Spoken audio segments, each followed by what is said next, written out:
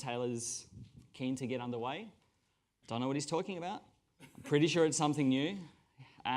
If you follow him on Twitter, he's been teasing and mentioning it over the last couple of months. It's been ready for a couple of weeks, I'm led to believe, and this is the first reveal of it. So thanks, Taylor, for keeping a lid on that.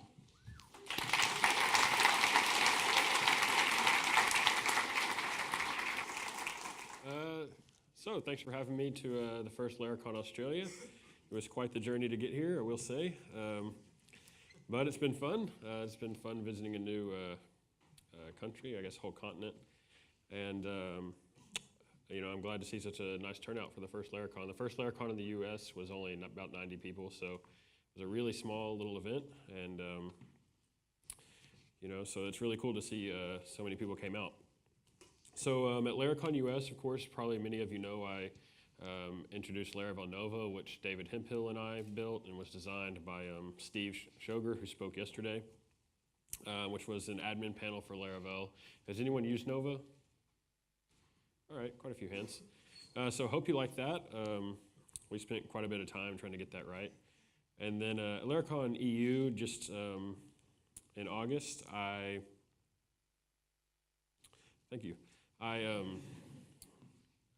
demoed some of the Laravel 5.7 features that were coming out in Laravel 5.7 release a week or two after that. So hopefully you enjoyed that. That was features such as like email verification and some other little features. Let me restart my screen recording because I got a little jacked up. Plugged in my cable. And today I wanted to demo something new that Mohamed and I have been working on, actually, which is Laravel Telescope, which is a new, good grief, kind of a new family member to the Laravel ecosystem.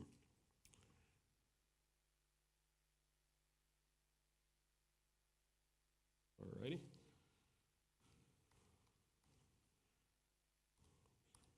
And so I like to think of Telescope as sort of a Laravel application debugging assistant. So you may have used other tools like this in the past, such as like a debug bar or something like that. Telescope works a little bit differently. And to show it to you, I just want to hop right in and demo the whole application. So this is a fresh Laravel project. I've got Telescope installed here in my Composer JSON right down here. And it's pretty much ready to go. And so how I pull up Telescope is I actually just go to Telescope here in my browser. And you get something that kind of looks like this. And it shows me the requests that have come in and a lot of other information that we'll kind of dig through as we go through the presentation.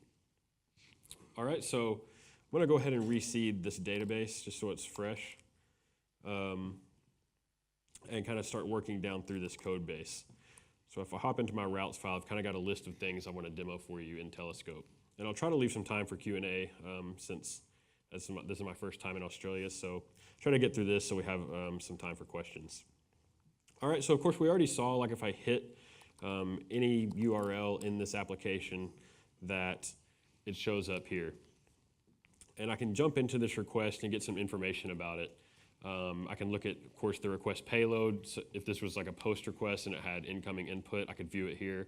I can, of course, inspect the headers that came in through the request, the session variables, and the response, which in this case was an HTML response. If this was a JSON response, the JSON would be available here to kind of inspect. All right, so it gives you a nice little overview of kind of what happened during the request and what was contained in the request. I'm going to go ahead and log into this application. All right, and now that I'm authenticated, let's go back to the request and take a look at one of these. We also get information about the authenticated user here in the middle. So we can see their email address and user ID and name, just in case we need to get in touch with them for whatever reason. So we get that authenticated user information on any of these tabs over here, so we can know exactly who triggered this action. All right. Yeah, so this is the request overview page, and what's really cool is if we come down here to the bottom, we can actually see other things that happened during this request. So every database query and how many queries, how long they took during this request, and dig into those, which I'll show you here in a minute. All right, so that's kind of the basic, most simple request overview screen in Telescope. And one thing I want to show you before I leave here, there's two icons here at the top, or two buttons. So with both of these disabled, if I hit this route again and we stay here, you can see it says load new entries there at the top of that table. So I have to click this to load the new entry, just so you don't lose your place in the table. If you don't want it to behave that way and you sort of want it to just kind of automatically refresh, you can enable that refresh button up there. And then if I make requests, they're just automatically showing up in the table. I don't have to refresh. So that's pretty handy, especially if you're inspecting like jobs or something like that. All right, so let's jump into another tab. Commands, this is where we're going to see any artisan commands that we've run on this application and their exit code. So for example, if I come in and run like artisan inspire or whatever, it shows up here the command and the exit code. We can also dig into this and see the arguments and options, which in this case, there's not really anything interesting, but you can inspect what options were passed to that command and its exit code. All right, so that's handy for kind of keeping tabs on the commands and their exits and what you've run. One thing I also really like is it gives you some scheduling information. So for example, if you're running database backups, like I've configured for this little dummy application, and they're running like nightly, you can inspect their output and kind of what happened on this screen. So let's go ahead and do an artisan schedule run. And we can see here that artisan inspire and my job called backup database ran. So if I jump in, let's take a look at my console kernel so we can see kind of what was defined in there. So if I go into my console kernel, you can see those two things. I had the inspire command set to run every minute basically, as well as the backup run command, which is the spotty Laravel backup package set to run every minute. And I was running that in the background, and also I gave it a description, like a human-friendly description called backup database. So that's why on this one we just see that human-friendly description of what ran, and on this one we're seeing the actual, since I didn't give the inspire command a description, we're seeing the full command that was actually executed on my machine. All right, and so if we hop into here, we get, of course, the cron expression, what command, and we get the output of that scheduled job right here so we can check on it if we need to. If we go back and look at the backup database command, we get all of the output for that backup job, so we can take a look at it, make sure everything went well, and can come back and review it at a later time if we need to. All right, so that's kind of the scheduled scheduler overview. Jumping down into jobs. Actually, before I go any further, I want to go back to requests for a second and look at something. You can see right here that on this top panel at the bottom, there's a tags row that shows auth:1. So tags are kind of a cool part of Laravel Telescope, where tags are automatically assigned to certain things. So in this case, the request came in, since it was authenticated for a user with an ID of 1, it got automatically assigned this auth:1 tag. And what's cool is I can click on this tag and it searches up here in the request table for any entries in Telescope that have the auth:1 tag. So it lets me filter down into a certain user's request or a certain user's database queries or a certain user's jobs, things like that. So I can quickly look at it. Like if I get an email from a customer that says, hey, something went wrong or something's not working correctly, I can drill down into just their activity right here. And there's other tags that Telescope adds, which I'll talk about here in just a second. All right, so going back to jobs, this is of course where you would see your queued jobs. So do a lot of you use queued jobs in Laravel? Okay, so pretty popular feature. And of course we have Laravel Horizon, which is a little bit more of a robust queued job management system than Telescope's. Telescope's works across all drivers, however. So whereas Horizon is just for Redis and it's really more than just a UI. Horizon's like a job load balancer and worker load balancer, and you could sort of combine Horizon and Telescope on the same application, and many times if you're using Redis queues. But if you're using something like SQS or database queues, then Telescope will at least give you a kind of a rudimentary UI around your queued jobs. All right, so I've got a route configured down here in my routes file. So in this job route, let's make this a little bigger for a second. I'm just going to find an eloquent model called a video, and I'm going to dispatch this render video queued job. I'm also going to dispatch a queued closure, which is a pretty new feature in Laravel 5.7 actually, that I'm not sure you may not be aware of. But you can queue this closure and have it run on the queue in the background. That closure is going to queue kind of a sub job when it's queued. And then I've got some other stuff which I'll discuss in a second. So when I hit this route, we should see the render video job dispatch, we should see the closure dispatch, and then we should see another render video job dispatch from the closure. So let's go ahead and try that. I'm going to fire up a queue worker here in my console and hit this job route. /job.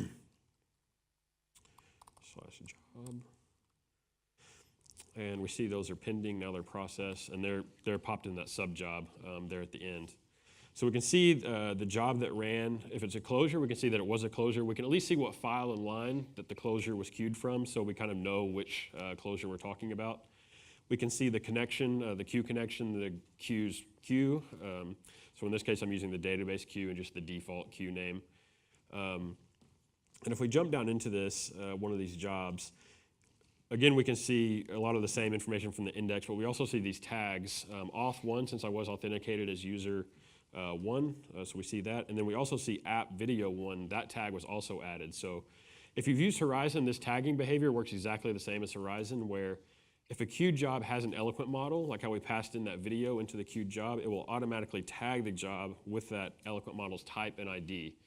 And so what that lets you do again is click on that and filter out your jobs that had to do with that specific video in your application.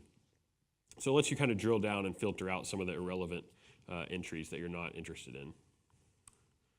All right, if we jump into this closure, kind of similar to the request stuff we saw, down here we can see other stuff that happened during this job. So in this case, some log entries were made. I can view those here. Those happened during the job. Looks like 4 database queries happened.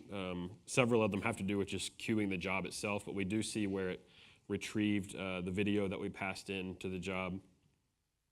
And you can see it even shows us the sub job that was fired from this job right here on this tab. We can see that it did finish processing successfully.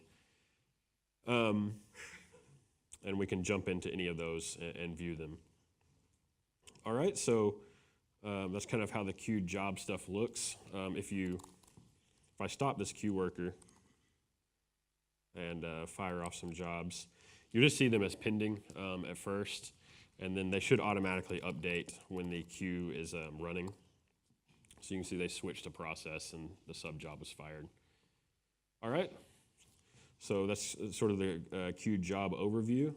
And I wanted to show you the serializable closure thing. I wanted to explain it a little bit more, or queued closure thing, because it used to actually exist in Laravel. Does anyone remember when this was a feature of Laravel many years ago? Okay, it used to exist in Laravel. I can't remember exactly which version, but back sometime in the Laravel 4 days. And it worked a little differently than it does now. It had some more limitations than it did now, or does now. And one of the problems back in the day when we allowed this was kind of 2 things. Using eloquent models as like a use variable to a queued closure was kind of janky. It like would serialize the object and it wouldn't maintain some of the object's information, and it could be stale data because you're kind of serializing it permanently into the queue. So if it doesn't run for 4 or 5 minutes, then the data could be out of date. This actually works a little bit differently. We're using a different serializable closure library that actually contributed to make some of this possible in the past few weeks.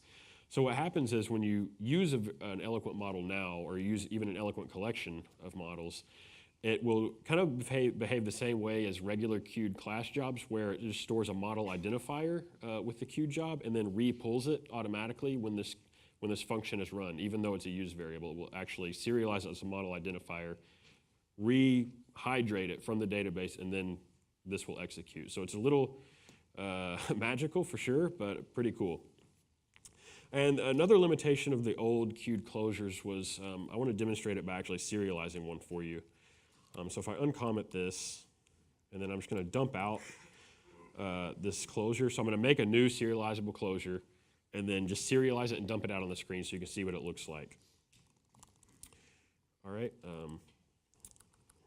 So here's kind of how it comes out.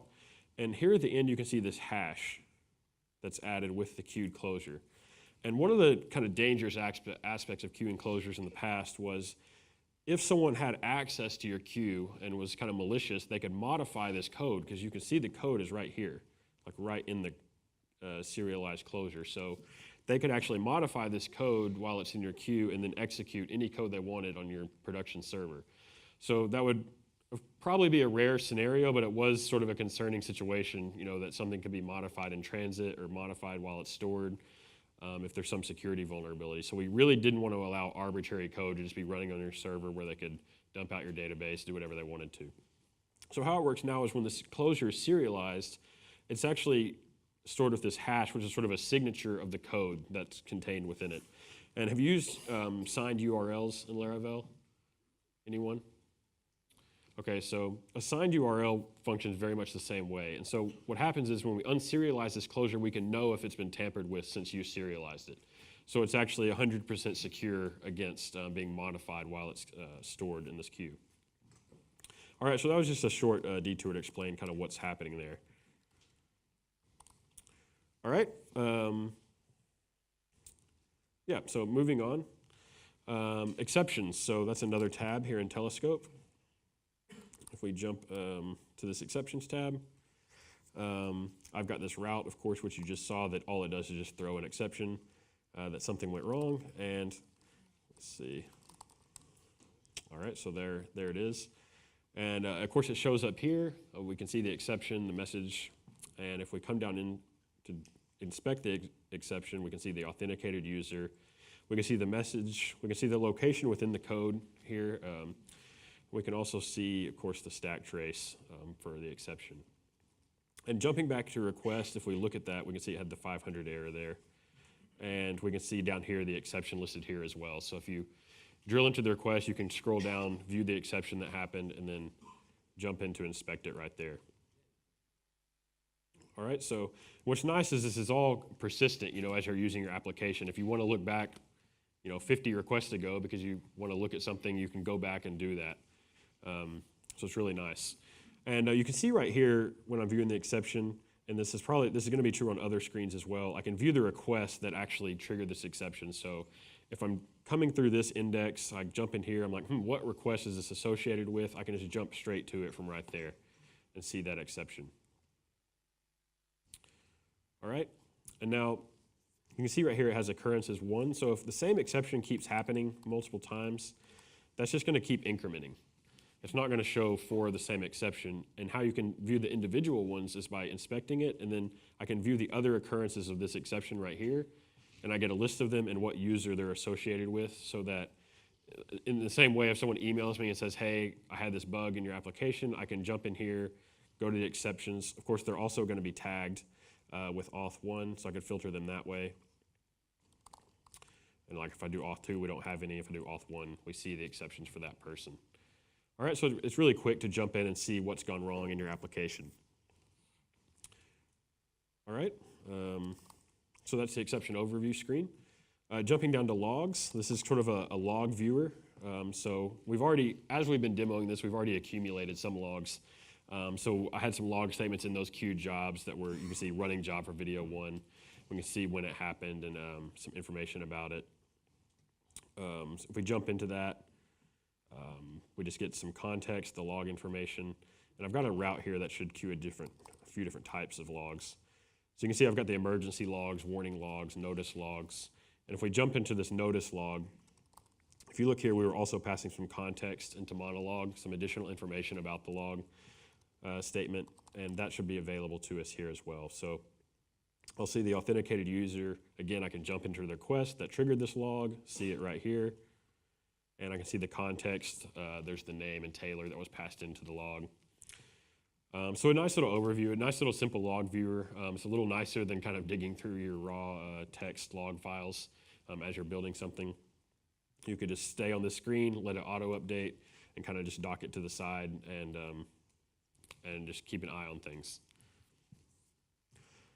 All right, moving on here, the dump screen. This is probably one of my favorite features of Laravel Telescope, actually, since I'm such a big fan of the dump function and DD and stuff like that. So if I go to the dump screen, and then I hit this route, you can see I've just got several dumps: dump goodnight moon, dump a random string, dump a video, an eloquent model to an array, and let's see what happens here. So, let's see, telescope app test, dump. And we can see we get the nice dump information right here. And what's cool about this is it doesn't show up in the main browser window, similar to the dump console, because it knows that we're viewing it in Telescope. So that's nice because you can dump multiple things and it doesn't affect the output of the actual application screen you're working on. It just shows up in here. And as we keep hitting it, these dumps keep showing up here, and we can just see our debug information right there live. We can see the request, and we can jump into the request actually as well, and when it happened. All right, and what I also really like about this is, for example, if I come off this screen and now I'm viewing something else, ideally I would want my dumps to start showing up in my browser again because I'm not viewing them in Telescope, and that's exactly what happens. So it's in.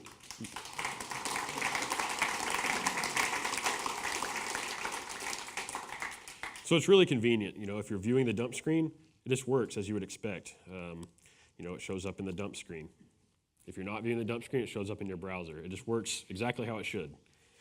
So that's really cool. You can just kind of dock that again to the side as you're working on your app, kind of keep an eye on the dumps that are coming through, and you don't really have them messing up your app layout or whatever, showing up at the top of the screen. So a much nicer way to interact with the dump function, which of course is like IQ level 2000 debugging, way better than a real debugger. Yeah, so let's see. Speaking of Goodnight Moon, one cool thing we wanted to do was Mojave, came out with a dark mode for the operating system. So we kind of felt like we didn't want to be left behind there. So I'm going to call Telescope Night, kind of switch into a dark mode.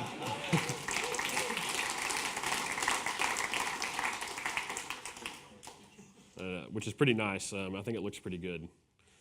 I can't decide which one is my favorite, really. I kind of go back and forth. All right, so that's the dump screen.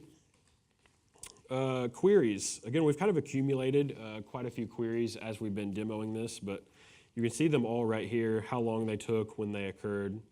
I can jump in here, view the query, the request, all that good stuff you would expect.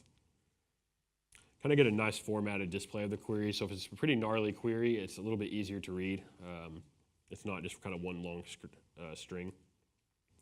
One thing I wanted to show you about queries is you can actually set a query threshold for what's considered a slow query in your application. So if I go to my Telescope configuration file in config Telescope, and I go down to this query watcher, I can set how many milliseconds is considered a slow query in my application. So for our purposes, I'm just going to set it to 1, and go ahead and hit that query route.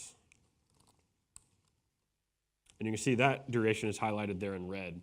And I believe it's also actually tagged as slow. So if you just search slow, you can see your slow queries right there.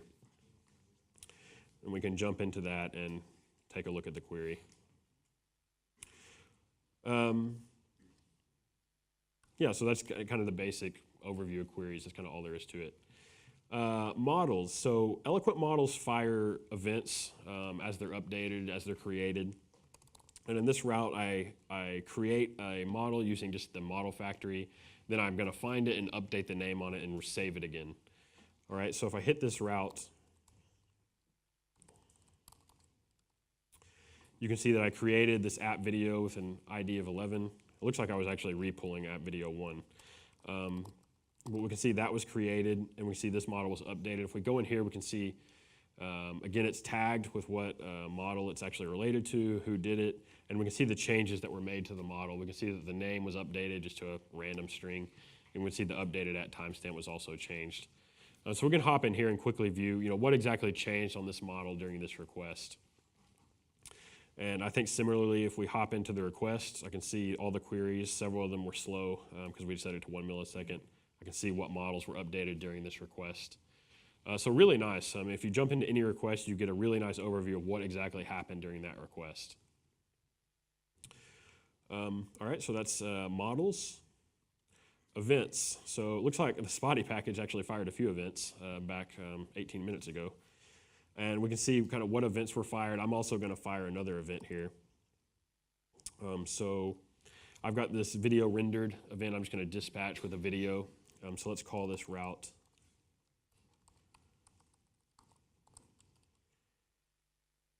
All right, and there's our event. And you can see it had one listener. So if we hop in here, of course, this is also tagged. We can view, so we can search our events by certain models that were associated with those events.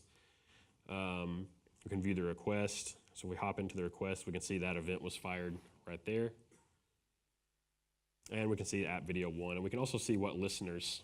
So we see the send video rendered notification handle method was one of our listeners. We also see that that was a queued listener there. So that if we ran our queue, we would expect that to process. All right, now some events are broadcast.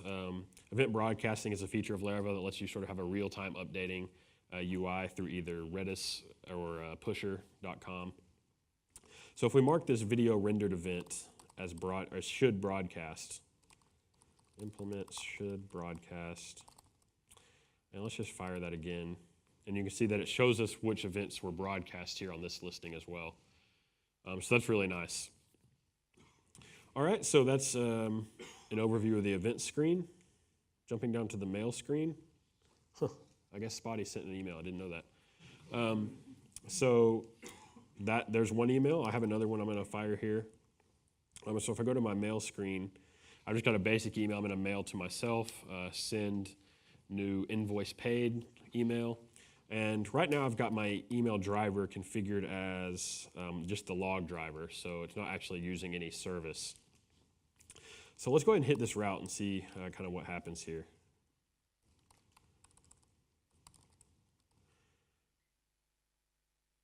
All right, there it is. Looks like this was queued, so I may need to go ahead and run this queue worker. Oh, it's already running. All right, so we see our mailable class, invoice paid. We can see the subject right there, how many recipients it's had. And what's nice is if, some of you may have used MailHog or MailTrap in the past, but you actually get a nice overview of your email right there in the debugger.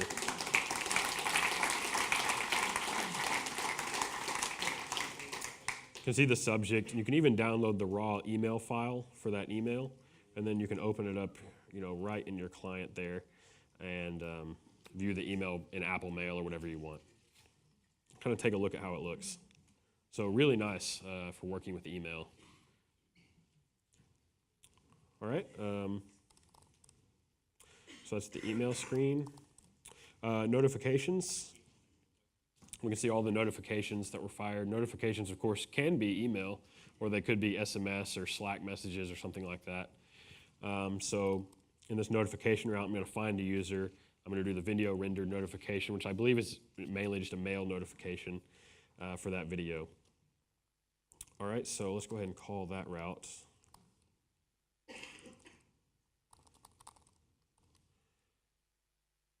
Alrighty, there's that notification. Looks like it's processed, and this was a mail notification. Now, if we jump in here, you don't really get a preview on the notification screen. Some of them are not really previewable, like if they're Slack notifications. But since this was a mail notification, it actually will show up in our mail listing. We can see that app notifications video rendered, and we do get the preview of that notification here. So if it's a mail notification, you'll see it on the mail listing. All right, so in the same way, you can view your notification, take a look, download the email file, whatever you need to do. Yeah, and we can see those have also been showing up in our queued job listing. We see that notification, we can see that mail, we can see that they're processed. So all of that works the same. They're tagged like you would expect. So you can view them there as well. Similarly with the request, we can jump down here. Since this notification was queued, we see it under the jobs listing. There's our queued notification, and we can see that it was processed. So you can view it in a few different screens. All right. Moving on, the cache screen. So the cache screen is a pretty simple screen that just shows you cache hits and misses, updates, things like that. So if I hit that route,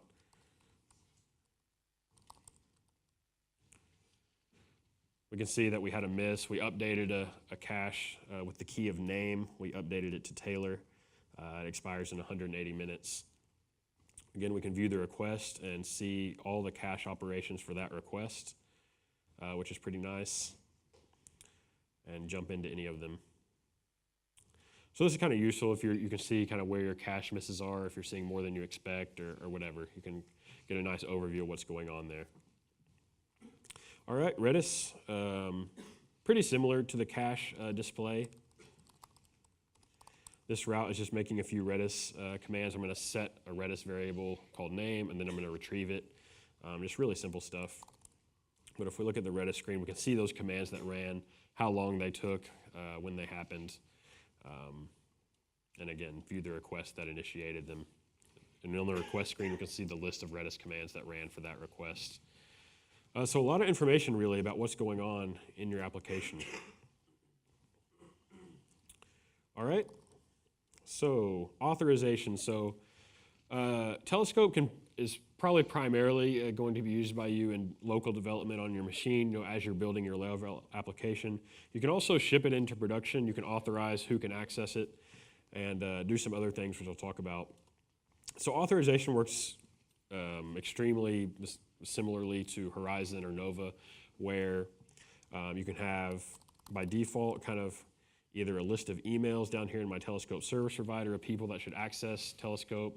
You can also have it like on a policy, so it uses the view Telescope gate. So if I have a user policy and a view Telescope method on that policy, I can authorize it from here. So in local environments, it's always authorized to true, but like if I set this to false and then set my environment to production, I can't access Telescope anymore. So it's really simple to control who can access Telescope and when. All right. Filtering. So if you were to ship this into production, we're going to use it for some things. You probably don't want to store every single thing that happens in your application because that would be a lot of data, a lot of queries, a lot of events. You may just want to store certain things, maybe certain types of things, like maybe just exceptions, just failed jobs. You're not really interested in every single request. So in your Telescope service provider, there's called a Telescope filter, which takes a callback. And it receives an incoming Telescope entry, and you just return true or false on if you want to keep this entry or not. So you can see in the local environment, it's just keeping everything because that's probably what you want. If it's not local, we're only keeping it by default if it's a reportable exception. So what that means is it's an exception that is not listed in the don't report array of your exception handler. So by default, that usually excludes things like 404 exceptions and things like that. Or we'll log it if there's a failed job or it's a scheduled task, because you really usually want to monitor those in production. Or it has a monitored tag, which I'll show you in just a second. So like if I return false here and we're still in the production environment, we really shouldn't be logging anything. So if I go back here to the request and I just keep hitting this, you can see none of that's being logged. So the filter lets you control what exactly you're storing. Now, sometimes you may want to store things that you wouldn't normally store, like maybe a request, only if it has a tag that you're actively interested in. So for example, a certain user has emailed you and they say they're having some problems and you just want to keep an eye on their activity for a day or so. What you would do is come in here to this little radar looking button, and right here I can monitor a tag, so maybe auth1. I'm only interested in user 1. I'm going to save that, so I'm monitoring this tag now. And now, even in production, we wouldn't normally be logging requests. We would usually only be logging exceptions or failed jobs. But if I hit this, this very basic route of just a simple request, authenticated as user 1, we should still see it here because we're monitoring it. And we do.